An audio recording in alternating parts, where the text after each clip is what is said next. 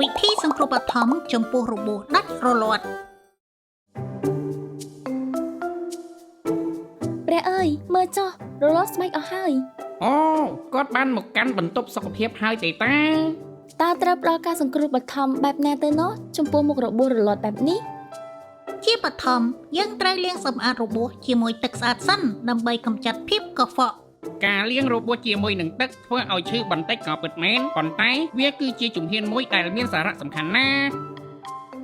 អាយ៉ាមើលទៅដូចជាឈឺណាស់ រួចត្រូវជូតទឹកចេញពីមុខរបួសដោយប្រើកន្សែងស្អាត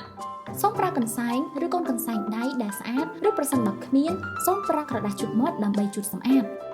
បន្ទាប់ពីមុខរបួសស្អាតហើយត្រូវយកបង់រុំរបួសឬបង់បិទដំបៅបិទវា អូពិតជាល្អណាស់ ចំពោះរបួសតិចតួចបែបនេះអ្នកមិនចាំបាច់ប្រើប្រាស់ថ្នាំបេតាឌីនឬអាយអូដាញទេ